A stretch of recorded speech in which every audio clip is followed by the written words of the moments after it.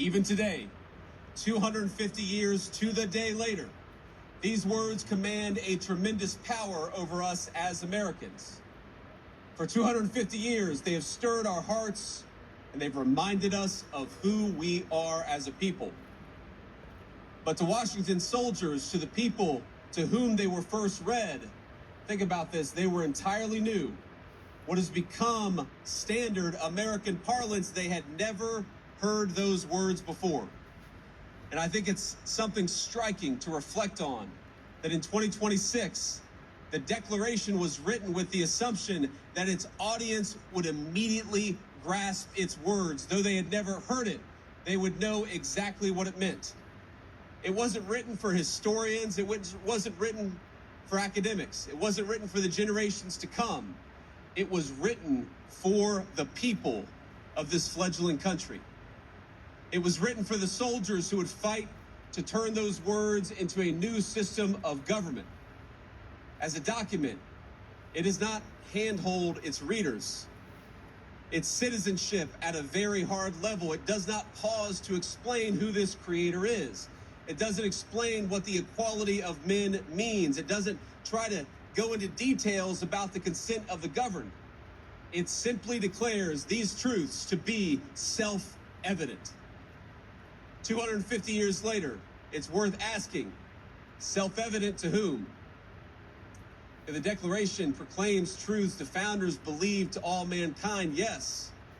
But it says those truths in language intended to be familiar specifically to the American nation that it was authored to, authored by, and authored for. It was, as Jefferson put it later in his own life, an expression of the American mind. A document whose purpose wasn't, quote, to find out new principles or new arguments, but to place before mankind the common sense of the subject, the common sense of the American people. That people had been generations in the making. 1776 was not an accident. The patriots of that era understood themselves to be heirs to an older civilization who would carry it forward. Now, they shared with Great Britain the same language, the same God, the same system of common law. They even read many of the same books and observed many of the same customs. They shared the same understanding of justice and public life. George Washington's boyhood offers a small but revealing example. When he was 13 years old, he copied down more than 100 entries from a tiny little book called The Rules of Civility and Decent Behavior. It was not an American work, but it was first published in London more than a century before George Washington was born. Yet the America that formed Washington demanded qualities that no book, no manual could teach.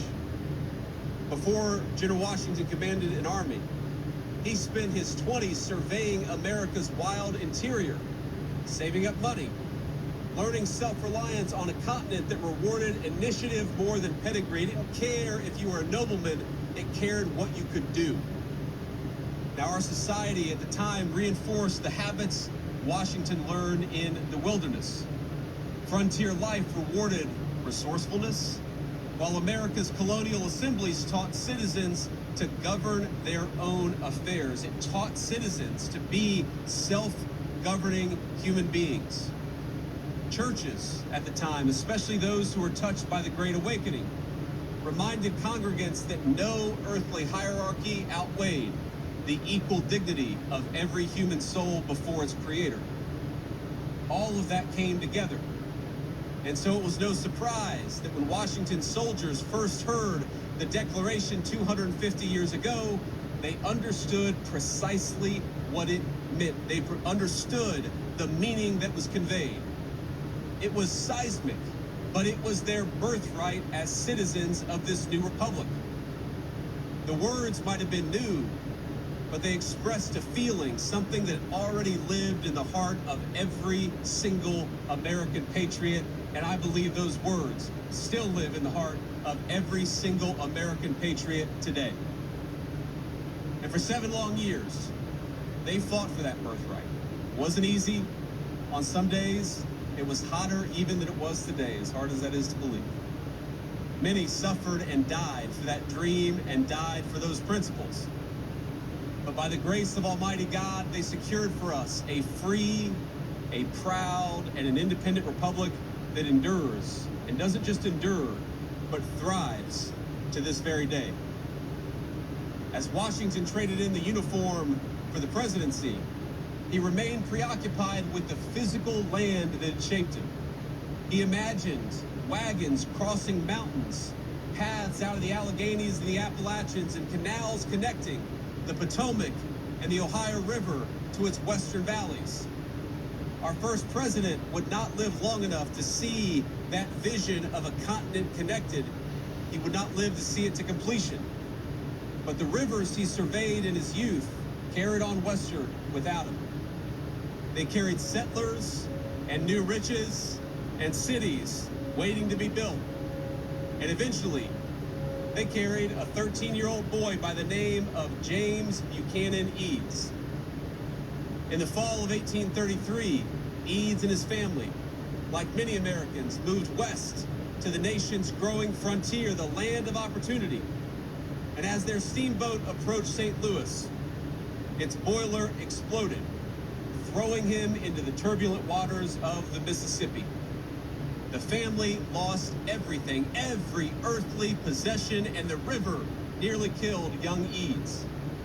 From that moment on, he vowed not to be a slave to that mighty river, but to make it his own. He received no formal education, but to support his family, he sold apples on the St. Louis riverfront, captivated by the bustle and frontier of boomtown St. Louis. At 16, he took a job on the water, and not long after, he conceived of an idea that most engineers at the time, they thought it was crazy. They thought it was insane. You know, sunken ships and other treasures lay scattered along the bottom of the Mississippi. No business in the world existed to salvage them, to take that buried treasure on the bottom of the mighty Mississippi and bring it to work for people. Unlike the more peaceful streams out east, the river's strong currents and turbid waters, most insisted that ordinary diving in the mighty Mississippi was impossible. You could not do what Eads proposed that we do. But he disagreed. And so he did what every American does when they're told they can't do something. He went out and did it anyway, and he did it himself. He bought a 40-gallon whiskey barrel, fixed it to a diving bell, and climbed in, and down he went all by himself.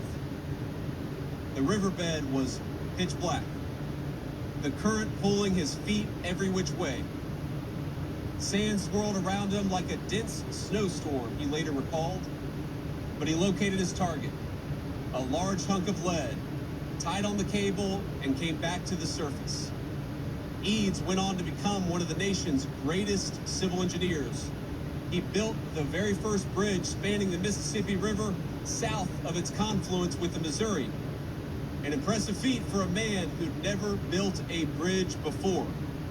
The people who told him, you can't build the most difficult bridge because you've never built a bridge before, he said, yes, I can, because I'm an American and I'm going to do it myself. It was the first on the planet, that bridge, to be made of steel.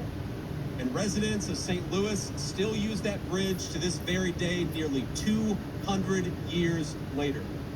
That is American ingenuity and American greatness. At the river's mouth in Louisiana, Eads raised jetties that helped calm its violent flooding to prevent the buildup of silt. And by doing so, he transformed New Orleans from the 9th largest port in the United States to the 2nd most powerful port in the world, rivaling only the city that stands behind us. But Eads had already faced a still greater test, because as the Civil War broke out, the government summoned him to Washington for his help building the ironclads which the United States Navy would seize the Mississippi with. It was no matter that Eads had never built a gunboat in his life. He had never built a gunboat ever. Instead, he completed 700 of them in 100 days. It's unbelievable.